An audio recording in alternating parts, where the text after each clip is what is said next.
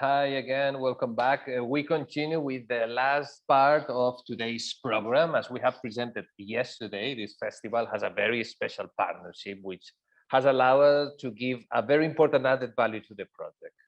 The National Library of Israel, since 2016, offers a variety of resources in the form of content related to the central theme of the festival, which are made available to all coordinators. And I must say that the materials developed by the National Library of Israel team are always amazing. But not only that, the National Library of Israel team is also part of the task force group. So we also count on their support in the planning and coordination of the festival. In this regard, it is my pleasure to introduce you Caron Sethill, Program Manager Europe at the National Library of Israel, managing Gesher LeEuropa, a bridge to Europe, established as part of the National Library of Israel's renewal process, which aims to share National Library of Israel collections in creative ways and engage people with shared interests working in Jewish settings in Europe. I also have the pleasure to introduce you to Olga Lempert. Olga has been involved in Jewish communal life all her life and has been working on Jewish education and heritage projects since the early 2000s. She is now part of the Gesher L'Europa team at the National Library of Israel, developing projects in the field of culture, heritage, and training. So we are going to go to Jerusalem with Olga and Caron. Thanks for being here with us. Olga, Caron, the floor is yours. Lovely, thank you. I'm going to start with an introduction, and then Olga will be talking to you more about the ideas that we've developed. So shalom from Jerusalem. I obviously have my microphone unmuted, but there is a Megillah reading going on outside in my street. So maybe you'll get to share some of the background noise there.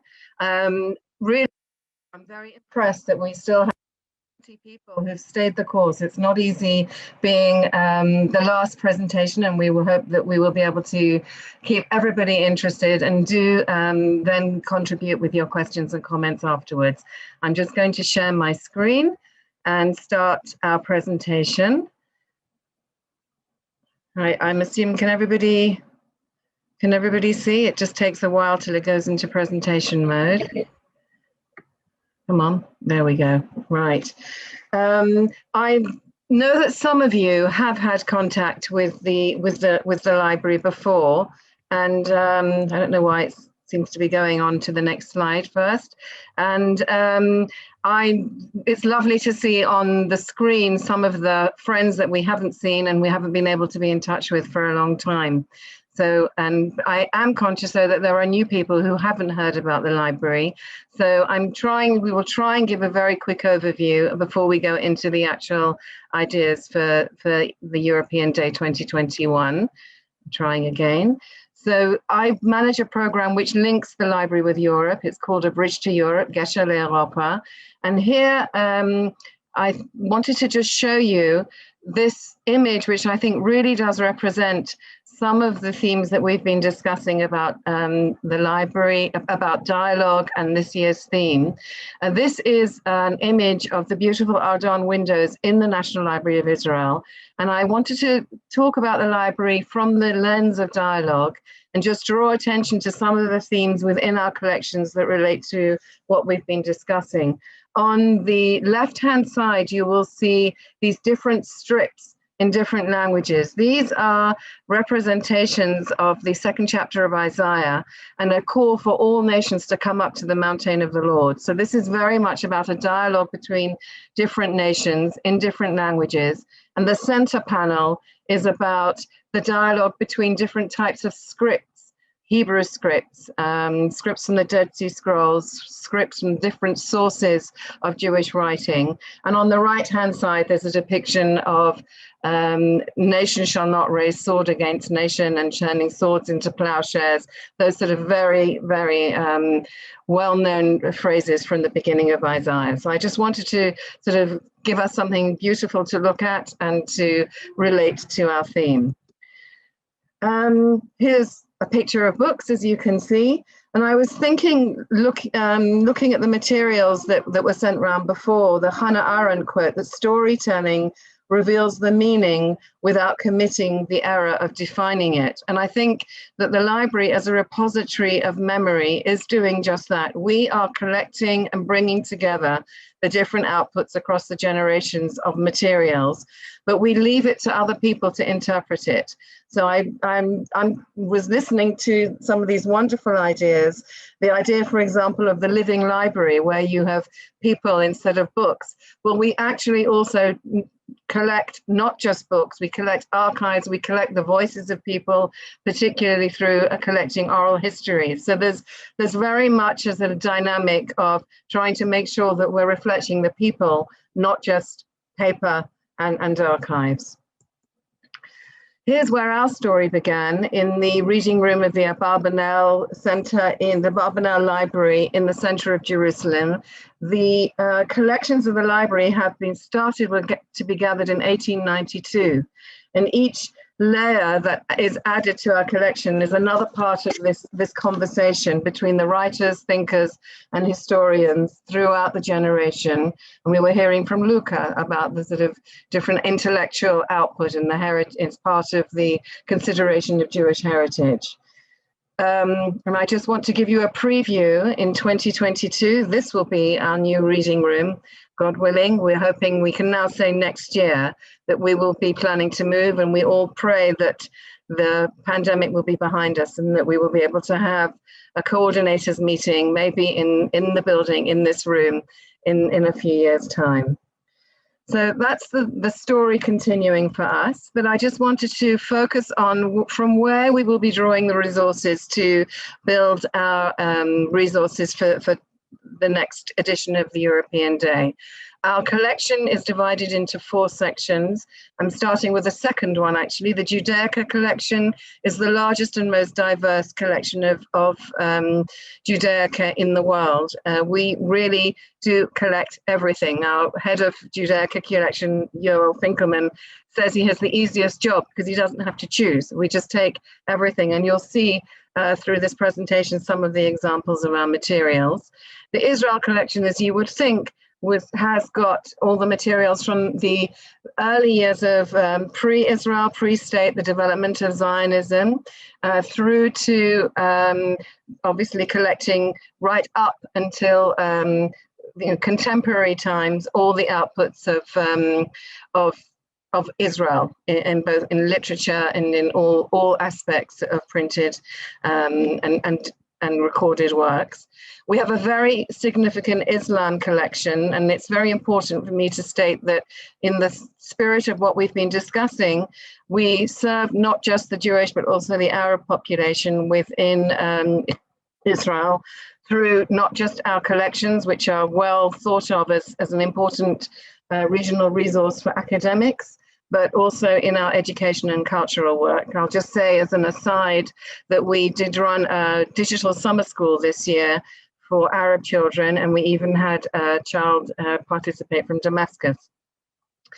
Humanities is a lot of other parts of the collections as you would expect to have in a proper national library. We don't have every area covered by humanities. Here you will see some examples of the very precious Isaac Newton papers that we have, but we have enough information and materials that underpin the other 3 parts of our collection.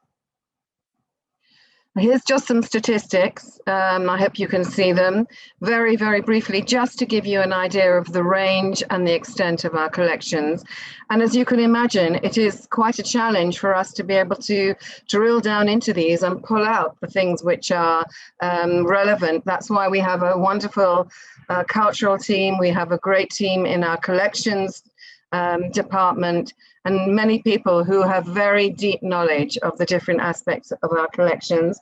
I'm not putting up a slide for them, but I want to also reference the Central Archive for the History of the Jewish People, which is like our sister institution who have many very important archives on communities, including many of those represented in the European Day.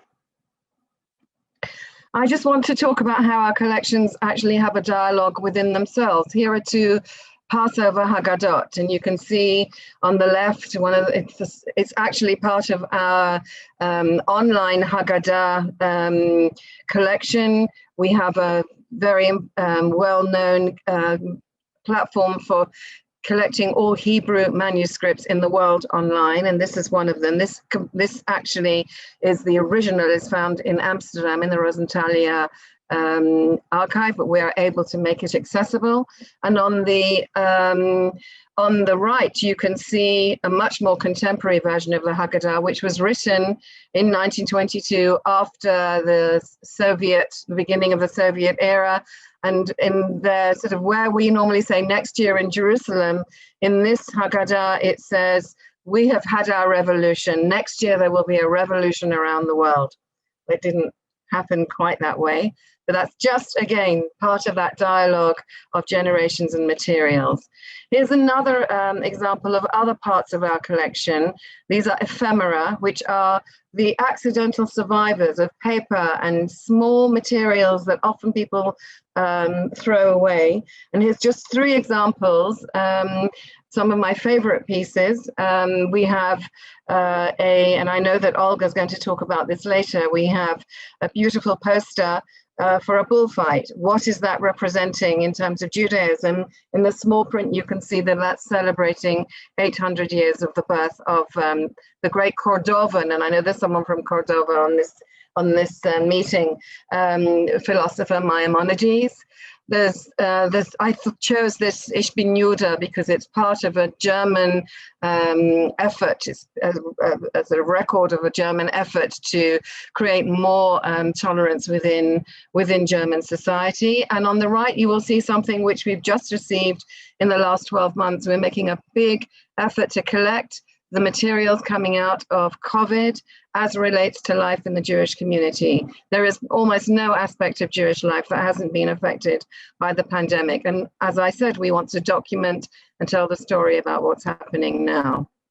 We also facilitate the collections in order that people working in Jewish education and educational settings, formal and informal, can have our resources repackaged.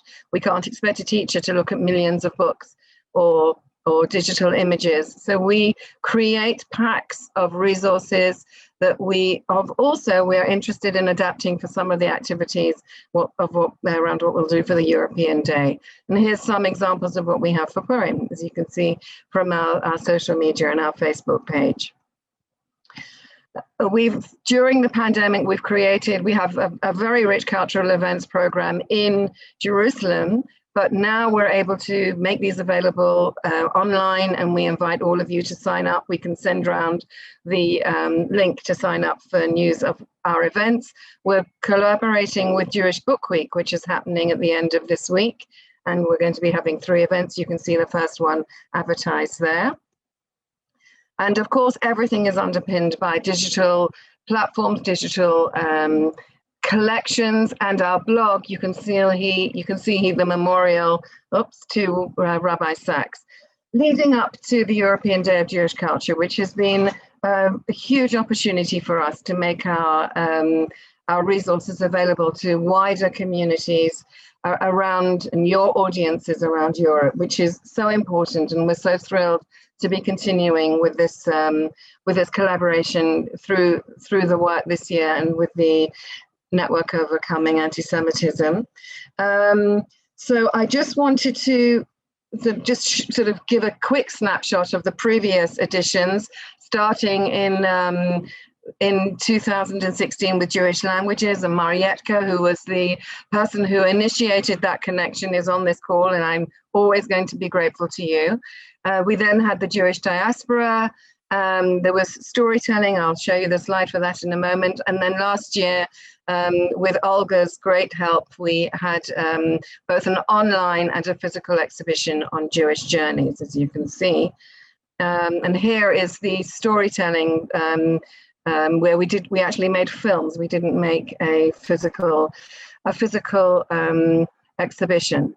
So now we're facing the European Day of Jewish Culture with Dialogue. And I just wanted to make a few points before I hand over to Olga. you are all interpreting this. Oops, sorry. You are all interpreting this in the context of your local perspective. And I think what we can do in the way that we're presenting materials from the library is to give both a Jewish perspective. We always give a Jewish perspective to the theme each year based on authentic materials from our collections. But now we also feel that we can give maybe a global perspective to the whole subject of dialogue in Jewish faith, while you are also to complement what you're doing locally. Now, we've seen from the last 2 days that it's very clear that all the wonderful ideas and activities that you're proposing are using the theme of dialogue to bring about a greater understanding between Jewish and other communities, and to help the conversation within your communities about what you share and what you have in common, as well as celebrating differences. So we feel that we can add another layer, another dimension to this that complements it, about how the theme of dialogue is actually threaded through Jewish material, culture, learning, and the interchange across generations within Jewish society and the interactions with our neighbors. Looking back at what was discussed yesterday, having greater knowledge will help lessen prejudice, and having more empathy will lessen a feeling of alienation. So one of the events that we're holding in Jewish Book Week is an interview with Josh Teplitsky, who's written a wonderful book, Prince of Press. And there's a quote here that I wanted to bring. He talks about the thin boundaries between books as objects and the social worlds that create them. And that is so true in terms of the way that we take our materials, which are static, and try to bring them to life and look at the history and the circumstances in each generation of when those were written. Then, we're obviously very privileged to have all of these brought together. So all these resources are visited and reinterpreted by scholars over the years, and that creates new materials that enrich the dialogue about the themes of Jewish learning.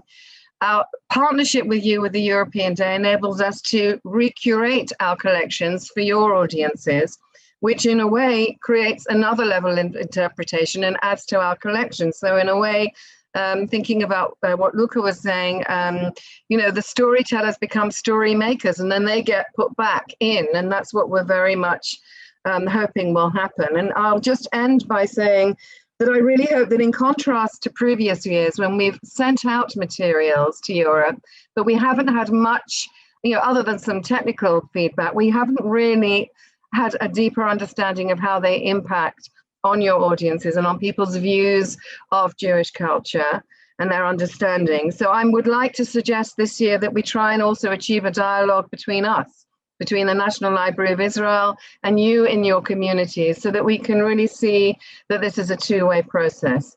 So I'm going to hand over to Olga, who has wonderfully unpacked the theme, and she will explain the direction that we would like to take this for 2021. Thank you, everybody. Thank you, Caron. Can you unshare your screen so I can share mine? Hi, everyone. I'm very conscious of the fact that we've been on Zoom for a couple hours now, and I will try to be brief. I would like to show you, let me just try and share my screen. I would like to show you this relatively short presentation of what we have thought about when we, sorry, it's for some reason transferring itself. What we are thinking about when we're thinking about dialogue in terms of our collections. So we have unpacked, as Caron has said, dialogue into 5 sub-themes, and we would like to propose materials as per these 5 sub-themes. And this year we would like to do something a little different. Caron has shown you the panels that we have prepared in past years. We have always done these exhibitions, and we will do one again this year. but we also want to support a more active interaction. Sorry, active interaction doesn't sound that good. A more dynamic interaction with our materials that we will include in the exhibition. And therefore, we're suggesting different ideas for activities, very diverse. We suggest that any age, any origin, and any level of Jewish education or otherwise should be able to interact with this exhibition. And we are prepared to support your implementation of these activities. So any activity that we're proposing, we are willing to also prepare the materials for. And if it's a game, we're prepared to build it. And of course, we're also prepared to help you learn how to run these. So let's just go ahead. So we have decided that there are 5 different types of dialogue represented in our collections. The first is a dialogue between generations, and that can be any generations. It can be as broad as generations of people living in the same country or the same area, but it can also be generations within the Jewish nation or otherwise. Next is dialogues between texts within Judaism, which is a mechanism many of you have remarked on in your pictures and your ideas, that Judaism is based on interaction between texts, and that is a sort of dialogue. Then, of course, there's a dialogue between Jews inside the community, so all different ways that the community interacts with itself. There's dialogue between faiths, and as somebody pointed out in the comments, and as somebody proposed in the pitch, that has been going on for centuries and is still very actively going on. And dialogue between cultures, which we suggest is different than dialogue between religions. And now if you let me just unpack every one of these and show you what we mean by every one of them. So first is dialogue between generations. I have to remark on these quotes at the top of the slide, because they're a good example of how things work at the library, because Caron suggested that we should have quotes for each of these. Our brilliant writer, Zach, came up with the good quotes for these, and now I'm using them in my slides to seem very smart, as though I came up with them. I did not. Everything the library does is a team effort and a product of dialogue within our team, so I thought was worth pointing out. So as dialogue between generations, we see Jewish education first and foremost, because it is very much based on dialogue. You know that Pesach is coming up, and the 4 questions is a way of broadcasting this tradition to new generations every year. Purim is 2 days from now, and the Purim Spiel is also, in a way, a dialogue between generations, teaching the children through different interactive ways how this tradition works. We also think about Hebrew language being taught for centuries when it wasn't even used other than for ritual purposes. So we have textbooks for that, and we have different very interesting examples in our collections, such as the notebook rather, in which Franz Kafka tried to learn Hebrew. I think some of you may have seen that already. And then there's a conversation that happens between generations in a variety of ways, willing or not. So diaries, for example, are a way in which older generations speak to the younger generations, and it may not be intended for publishing, and sometimes it is, but it's a way to transfer very frankly some information. There's also oral histories, which is when people ask questions and harvest the history from the memory of somebody living, and we're willing to show how that can be done. Archives, of course, and photographs are also a way of dialogue between generations. Some examples from our collections are this wonderful Purim box. They think that it was meant for Mishloach Manot, but look how intricate for 1 day a year. The Sagada from Italy, beautifully illustrated. and this relatively modern Hebrew practice book. So you see that all over the world, the generations have been talking in these ways. We have many other items, of course. So we have given some examples of activities. You can encourage youth to interview elders or their neighbors, practicing oral history, and we're willing to provide questionnaires and tips how to do that, more efficiently and in a respectful manner. Also, the traditional stories can be reimagined, and we can ask ourselves, thou shalt tell your son, but what story are we telling our sons, and what story will represent us in the upcoming generations? So there are ways of thinking about that. There's also practical art activities such as making dolls for Purim or Hashanim, those noisemakers that you have to sound when Haman's name is mentioned. A story writing competition is something that we have been thinking about because we have been inspired by some story writing competitions in the past that are stored in our archives. And of course, there's also always this very practical involvement in the Hebrew alphabet, which is for non-Jews interesting and foreign, and then just teaching people on the spot to write down their name in Hebrew, or providing cards with letters and letting them build their own name, their own city, or learn the gematria, the number equivalent of those letters, can be very powerful because it is an unusual experience to see your own name written in letters you don't even understand. So that is a way to encourage dialogue between the cultures in this very moment. Of course, these activities we can unpack further. Our next type of dialogue is between texts. And you have all said this, that Jewish tradition is very richly based on commentary, starting, or not even, the Talmud in itself is already a commentary on the Mishnah. And then the Talmud is, as we see it today, is of course accompanied by so many commentaries. There are also commentaries on the Bible, commentaries on the commentaries, commentaries on the commentaries on the commentaries. We're very much about the commentary, in other words. Drafts and corrections are also a way of commentary. So there was a practice where the book was already published and the author would scribble on the margins, and future editions would be amended. So that is an author conversing with his own text even.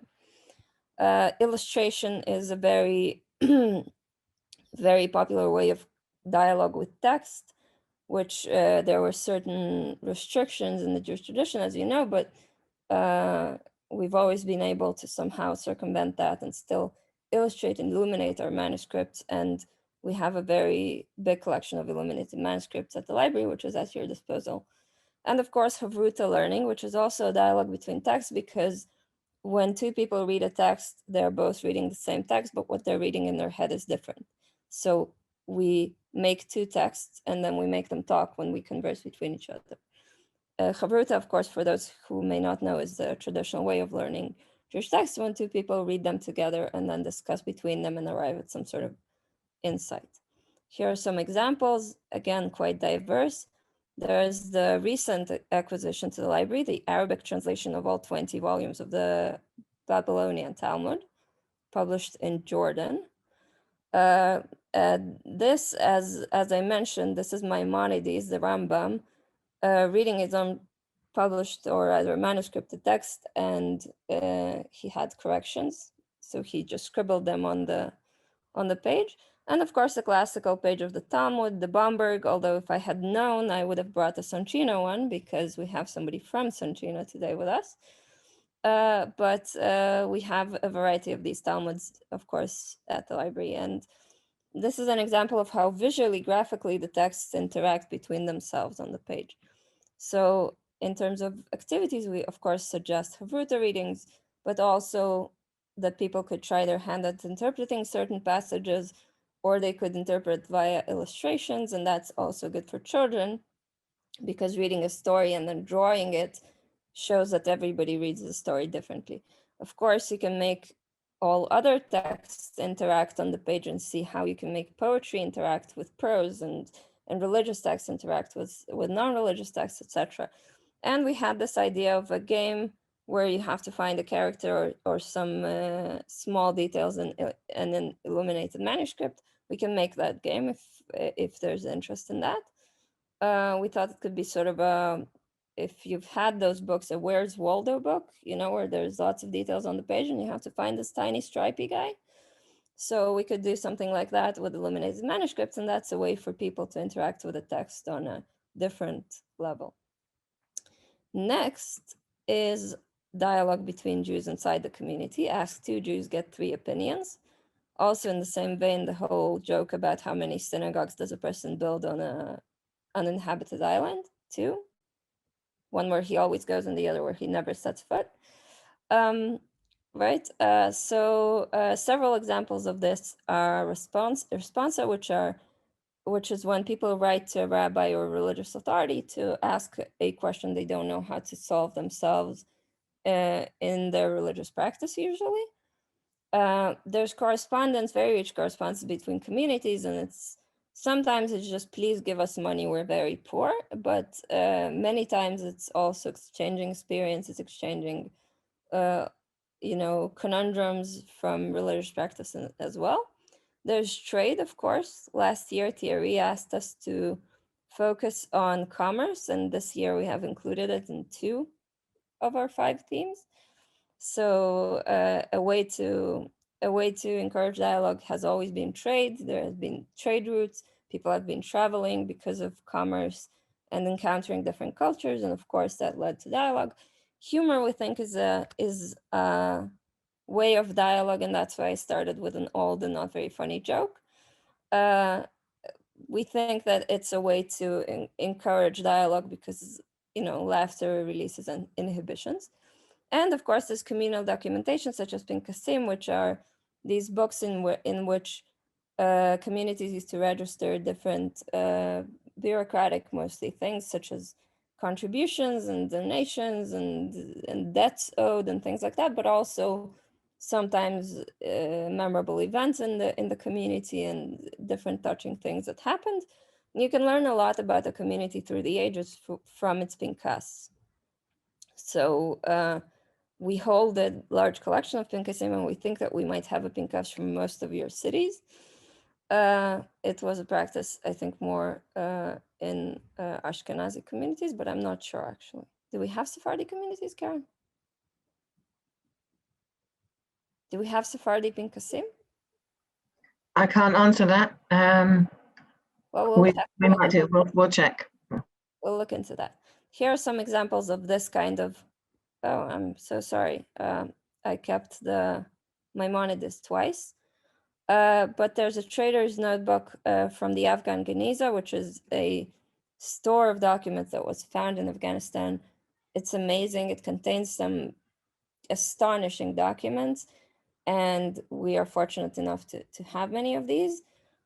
Well, Maimonides deserves 2 slides, I guess.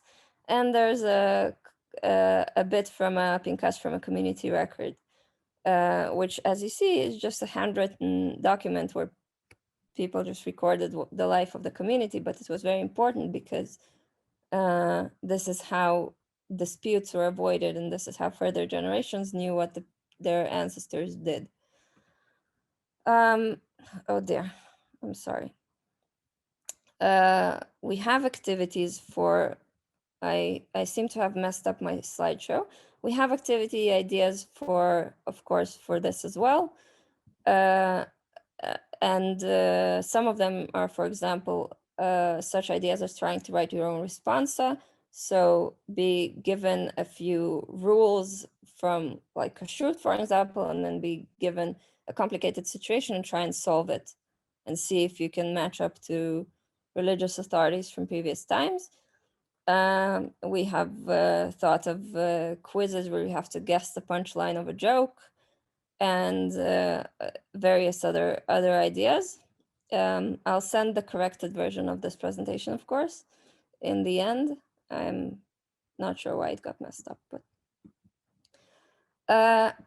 and now we have the dialogue between faiths, and that we've had a lot of examples of that through history. this is the only place where we carefully approach the notion of unsuccessful dialogue, shall I say, which, you know, we're trying to take a more positive outlook this year, and we're trying to look at fruitful dialogue more than not. But in this situation, in this case, this is quite a substantial part of this through history has been unfriendly disputations and misinterpretation of Jewish religious texts. There have been quite a number of things published that try to twist the Jewish religious text to make it out as though Jews are, you know, less than perfect neighbors.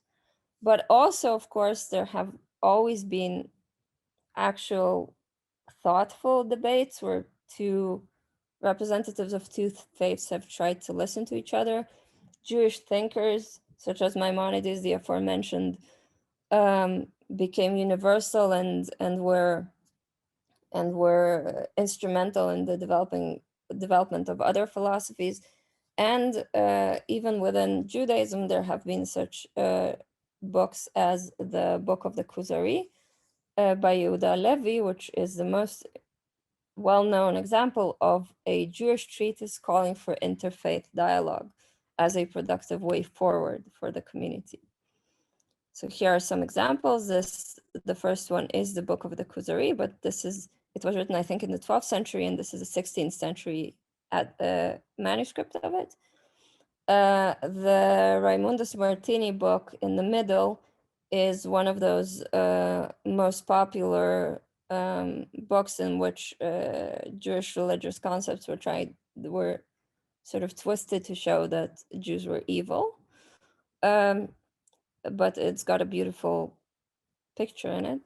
And of course, the third one is what Caron mentioned. It's a bullfighting poster, but in fact, it was a bullfight in honor of Maimonides' anniversary, and it's in our ephemera collection, which is, it's probably one of our biggest examples of cultures interacting, because, well, I don't think any of those matadors were Jews.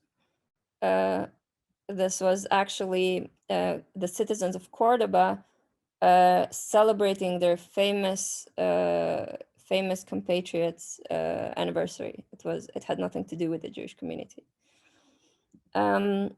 So the ideas of activities that we suggest is, of course, a modern disputation where we get religious figures involved and have them discuss modern issues.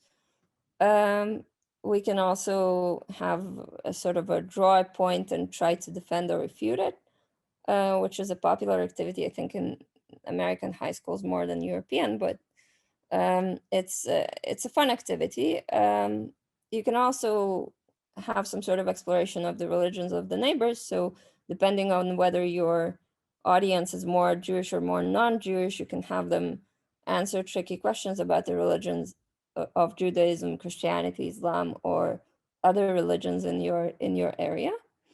And of course, we have so many pictures of Jewish religious items, especially with the Center of Jewish Art, as part of our collections. And not always the item's purpose is very clear when you look at it. And it's an interesting exercise in understanding that when two communities live next to each other, often their first impressions of each other are visual.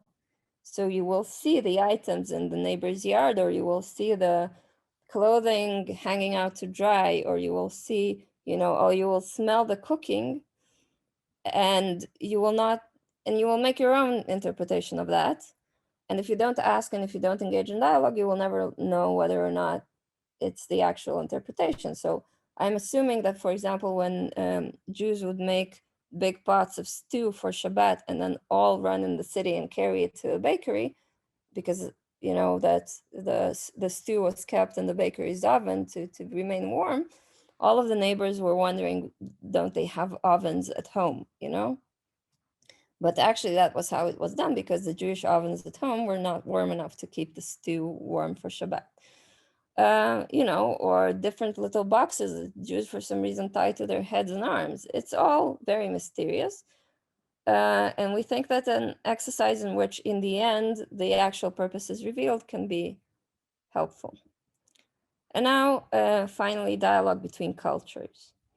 The quote we have here is, "Society is a conversation scored for many voices." I don't know how it translates, but it's like music. It has several voices, and they all sound together in harmony. And this is by Rabbi Lord Jonathan Sachs, recently deceased, unfortunately. And here we have several. This probably is the richest example of dialogue, as there is language, there's cuisine, there's art, there's architecture, there's music, there's philosophy, and of course there's commerce again. And I'll just show several examples of that as well. See, this first item is the ketubah from Istanbul. It is designed in a way that, let's just say, in a way that Jews in Poland would not have designed it. You know, you can tell that it's from Istanbul. The other thing is interesting. Edelson was a renowned researcher, scholar of Jewish music, and he made this comparison of how the same musical modes, the same musical instruments, let us say, sound in different traditions. So we have Yemenite, Babylonian, Syrian, and Sephardic here, and it's the same prayer, but interpreted in the context of local music. And he did that. I think there's 7 volumes to this book. He did that in Poland, and he did that in Eastern Europe, and he did that in Spain. And he basically just compared all of the ways that Jewish music has interacted with the local music. And the last one is, I mentioned the Shabbat stew. This is an item from our ephemera collection. This is somebody opening the pot on Shabbat and discovering that the whole stew is burnt. So there's nothing to eat. And he is so despairing about this that he writes a eulogy. This is a joke, of course, but it's an item that we hold. I find it very amusing, but we also have a bunch of Jewish cookbooks, including one from Italy, actually a number of from Italy, which we featured last year. And of course, the local Jewish cuisine is affected by the surrounding cuisine, but also the Jews have contributed back to the culture surrounding them.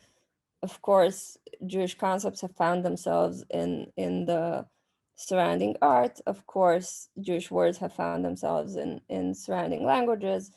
I like to bring the example of Lithuania, where people speaking in slang, instead of yes, they say yo. Now, that is not because they want to be American rappers. It is because in Yiddish, yes is yo, at least in Lithuanian Yiddish. And there was a time when many towns had more Jews than Lithuanians, or the same amount of Jews than Lithuanians. And the language just sort of, intermingled. That's an example I like because it's from home, but there are many examples like that. And some activities that we suggest is, for example, learning a familiar song, Jewish song, that uses a well-known non-Jewish tune, or the other way around. There are also songs that explore the same theme. Like, for example, there's the Ladino song of Rishmi Galanika, which many of you may know. It's the theme is light a candle so I, your lover, can sneak into your house while your parents are asleep. And of course, we have this in more or less every medieval European tradition. So your audience will most likely know a song like that in their own language.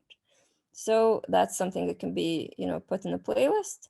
You can also play with borrowed words. So for example, you can give people a sentence in Yiddish or Ladino, which is comprised of mostly European roots, and ask them to translate, and suddenly magically they will discover that they can read Yiddish or Ladino, which is probably a nice feeling to have. Suddenly all of a sudden you can read another language. Of course, cooking classes, of course, recipes. We also thought that you can play around with trade routes, which Jews traveled on a lot, and we can make a game in which you are a trader and you have to get from India to Holland, and on the way there's a tornado here and there's pirates here, and how will you calculate and your ship doesn't drown on the way? And you can also guess which commodities Jewish traders brought to Europe. There's a very good book about coffee getting to the Netherlands via Sephardic Jews, and it was considered a drug in the beginning. People were very scared of coffee, and today, where would we be? Probably not surviving 5-hour Zooms without coffee. And other games like that and other activities like that can be explored. This is actually my last slide, and I just want to conclude by saying that this is all a product of brainstorming within our little team. And of course, any dialogue that we can carry out between you guys and us guys can enrich this further. And I will send this this presentation to you all. I will send it to Federico, and I'm sure he can share it with you guys once I've corrected the mistakes in it. And if any of the activities or any of the themes catch your interest, then let us know and we will be developing them. And I think that's it. Thank you for listening patiently.